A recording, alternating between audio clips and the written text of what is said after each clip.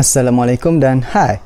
Hari ini saya akan kongsikan dengan rakan-rakan sekalian tentang esei yang kedua, iaitu tajuknya berbunyi dalam prinsip rukun negara, amalan bersopan santun dan bersusila merupakan antara nilai yang terpenting untuk diamalkan. Pelbagai pihak sewajarnya memainkan peranan dalam usaha untuk memupuk nilai tersebut, terutamanya dalam kalangan rakyat Malaysia pandai.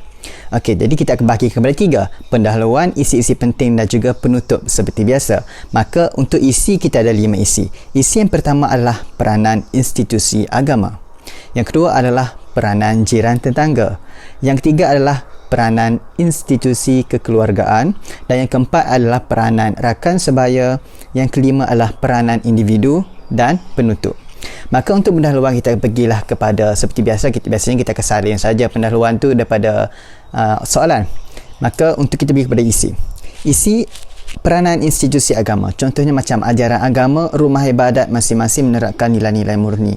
Seperti contoh macam agama Islam, kita disarankan untuk kita pergi selalu menghadiri kuliah-kuliah agama supaya kita dapat tambah nilai, kita dapat perbaiki diri kita untuk mengamalkan sifat-sifat nilai sopan dan santun, nilai adab, nilai akhlak.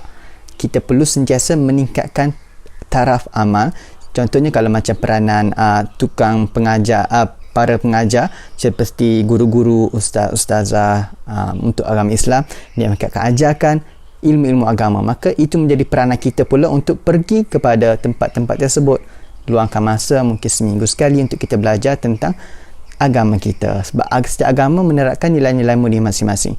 Maka yang tak mengamalkan nilai-nilai murni tersebut, maka tidak berlakulah nilai sopan dan santun itu. Okey. Untuk isi yang kedua adalah peranan jiran tetangga. Maka kita tengok ini, peranan jiran tetangga memainkan peranan yang agak penting. Sebab apa? Jiran tetangga ni termasuk dalam kalangan masyarakat.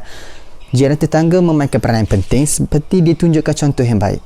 Contohnya macam apabila kita duduk di kawasan perumahan, contohnya kita perlulah saling bertegur sapa antara jiran sebelah kita, tak kita tanpa mengira agama, kaum dan sebagainya. Kita mengamalkan nilai-nilai murni. Kita contoh beri macam makanan, beri hadiah, kita hadiri. Kita pun seperti dalam agama Islam, kita ada belajar tentang hak-hak seorang jiran terhadap jiran yang lain.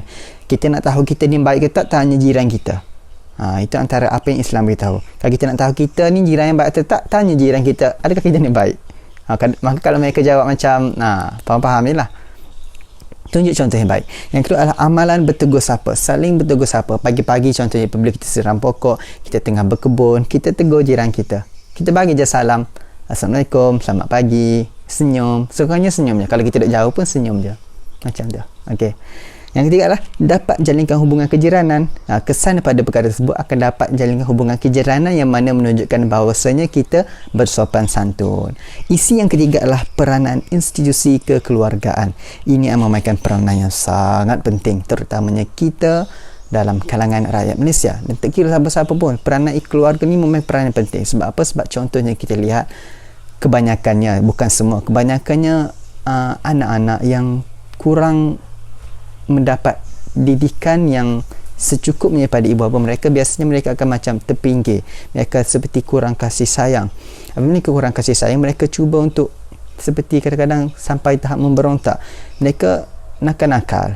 Okey, mereka bukan jahat, tapi mereka hanya nakal, mereka membuat perkara-perkara yang tidak sepatutnya apabila mereka tidak mendapat didikan yang betul pada ibu dan bapa mereka. Maka peranan ibu bapa sejak daripada kecil perlu mendidik anak-anak mereka dalam nilai sopan dan santun, seperti bawa kepada tempat-tempat kuliah, tempat-tempat yang mengajarkan nilai-nilai murni.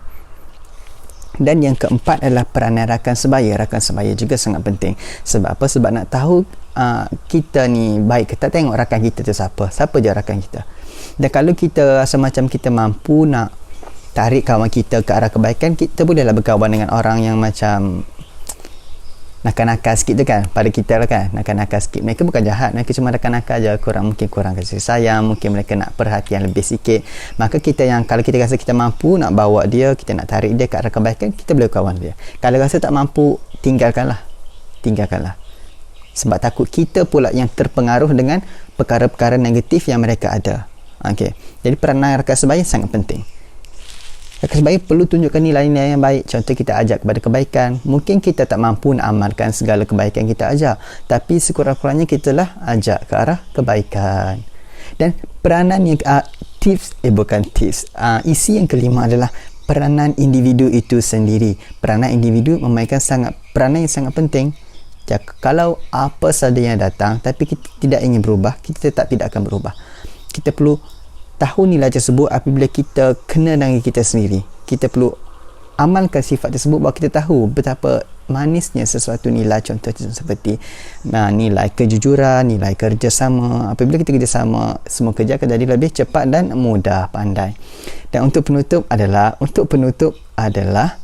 semua pihak sewajarnya memainkan peranan masing-masing dalam memupuk budaya sopan santun dan tata tusila ini, supaya dapat arahkan negara kita ke arah kemajuan yang sepatutnya, kemajuan yang diinginkan, kemajuan yang diimpikan. Cukuplah untuk esei pada hari ini. Yang penting jangan lupa untuk subscribe dan share kalau anda rasa video ini bermanfaat kepada rakan-rakan anda. Tag rakan-rakan anda yang kurang suka membaca buku. Kita sama-sama tengok video je, lebih cepat dan mudah. Assalamualaikum dan bye.